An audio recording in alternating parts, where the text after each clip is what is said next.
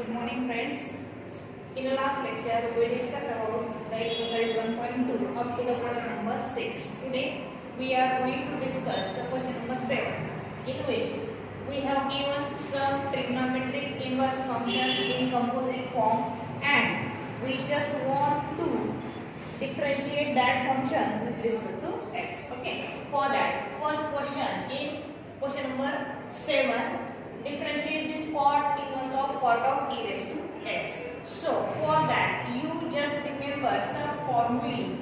Trigonometric function and its inverse means if we have given sine inverse of x, then inverse trigonometric and except that trigonometric function cancel and we get x. For each trigonometric ratio, you use same formula cos inverse of cos of x, which is equal to again x, tan inverse of tan of x, which is equal to again x, because inverse trigonometric and this trigonometric ratio is cancelled to each other. Okay, so we have given here cot inverse of cot of e raised to x. So just use that cot inverse. Firstly, we starting this function from y equal to cot inverse of cot of e raised to x. So just use, we have the formula for this cot inverse of cot of x, which is equal to x. So just here cot inverse of cot of e raised to x, it means this cot inverse and this cot get cancelled to each other. So we get y equal to e raised to x only. Okay. Now just differentiate this function with respect to x. So we get derivative of y with respect to x is dy by dx, and which is equal to what is here? E raised to x. So just use the derivative of e raised to x with respect to x, and we know the derivative of e raised to x is e raised to x. So we get derivative of y with respect to x is e raised to x. Just simple. You must cancel inverse trigonometric and except that trigonometric function and put the derivative for remaining function. Okay. Similarly, for question number 2nd and 3rd, I will just put that 2nd and 3rd question like this because of that questions are similar of this question number 1st. So I will put that questions in description box. You just take. Now, question number 4 in that question number 7. What is that? Cos inverse of root of 1 minus cos of x square upon 2. This is some different type of question, but use the same manner except that ratio and inverse of that ratio cancel to each other. For that, in this angle root of 1 minus cos of x square upon 2, we just convert this total term into the cos or sine. Okay, so how to convert? Just use the formula for double angle and triple angle.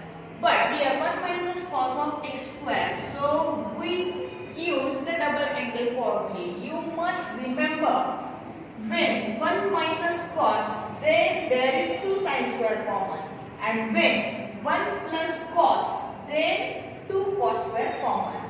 Means for the minus sine 2 sine square and for plus sine 2 cos square. Okay, so how to use that formula? Here 1 minus cos means we have the formula 1 minus cos of theta equal to 2 sine square theta by 2. Just use here, when here double angle, then here single angle.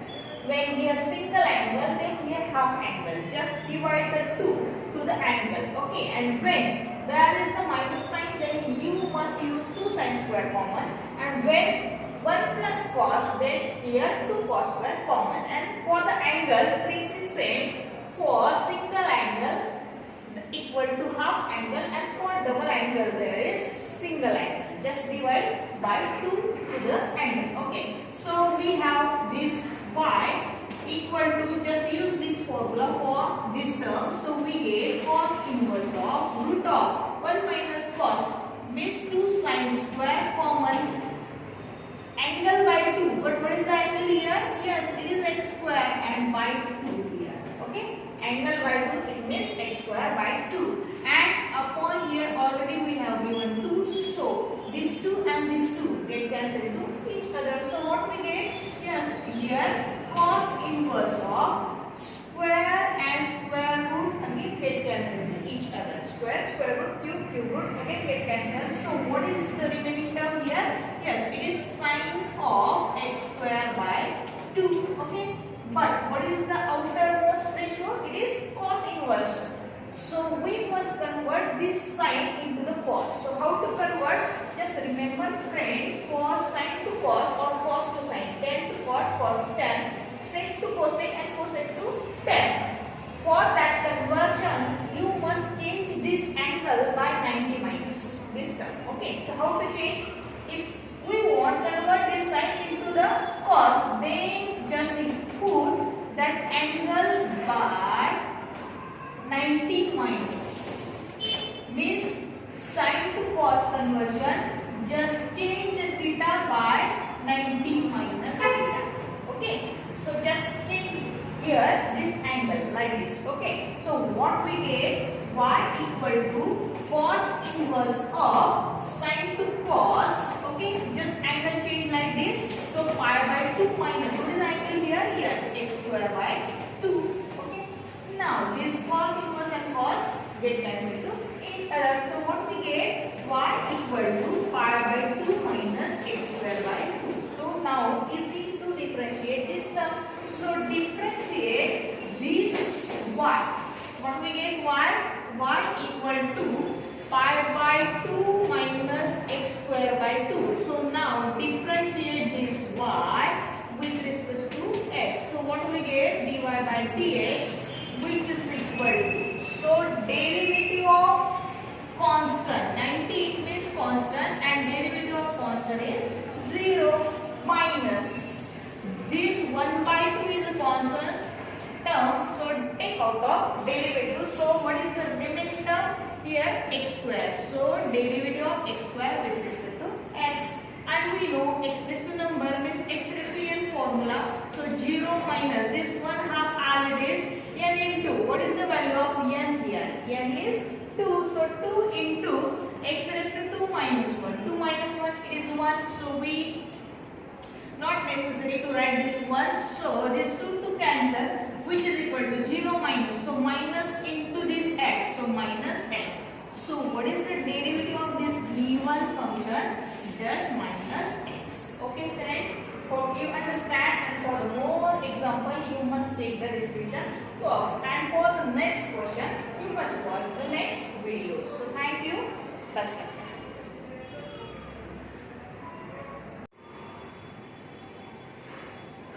Hello friends, now we discuss the question number 8 in exercise 1.2 of chapter derivative. In this question we have given some different types of questions, but we just adjust the formulae in trigonometric form: sin a cos b plus cos a sin b, or sin a sin b plus cos a cos b. Like this, these 4 trigonometric formulae, and just use and put up the trigonometric function of that formula. Okay. So here we have given sine inverse of 4 sin x plus 5 cos x upon root of 41.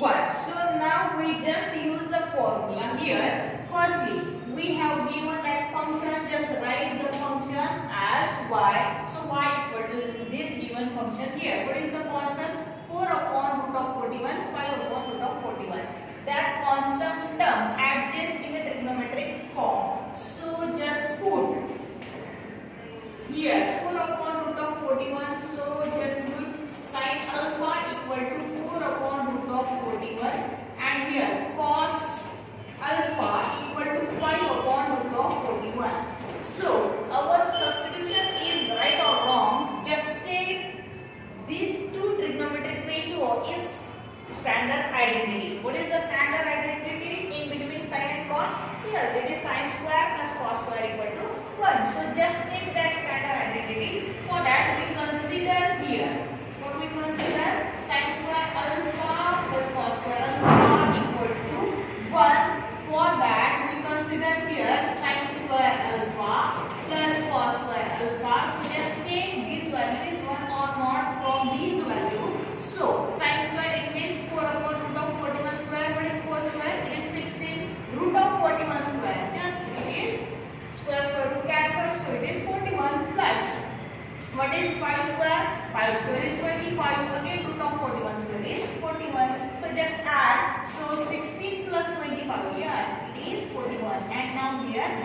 41, 41, 41 get cancelled. So what we get? Yes, 1. So it means our substitution is right. So we just put the trigonometric formula for these values. So what we get? Y equal to, what is substitution? 4 upon 41 is sine. So just like inverse of sine of alpha. What is here? Sine x. Plus 4 upon root of 41, it is cos of alpha, and what is next? Cos of x. So here, which formula is suitable for this term? Yes, it is sin A sin B plus cos A cos B. You may write this formula is cos A cos B plus sin A sin B. And what is this formula? Yes, it is cos of A minus B. Just sin A sin B plus cos A cos B, or cos A cos B plus sin A sin B is cos A minus B.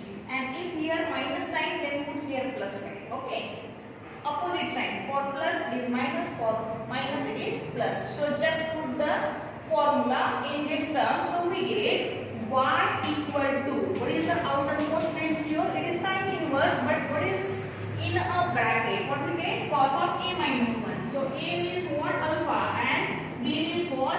X. So we get cos of alpha minus B. B means X. So alpha minus X. Okay. But what is the outermost ratio? It is sin inverse, and we know for conversion of cos to sin or sin to cos, just change the angle 90 minus. So just here for this sin 90 minus theta, which is equal to cos of theta. So theta changed by 90 minus theta for conversion of cos to sin. So we get y equal to sin inverse of this sin of 90 minus theta means alpha minus x. So 90 minus theta means alpha minus x, like this. Okay friends. Now it is simple. Sin inverse and sin is cancelled. So what we get? The value of y. Yes, it is 90 minus alpha minus minus become plus x. So just simply differentiate this y with respect to x. So what we get? Derivative of y with respect to x is dy by dx, which is equal to pi by 2 is constant, and we know derivative of constant is 0 minus alpha again constant, because value of sin alpha is 4 upon root of 41 means it is also constant, and we know derivative of constant is again 0. And what is the derivative of x with respect to x? We know the formula, it is 1. So what we get, the last derivative of given function is 1. So this is our required answer. Hope you understand. And for more example, you just take the description box. And for the question number 9 and 10, you must watch our next video. So best luck to practice. Stay home. Thank you.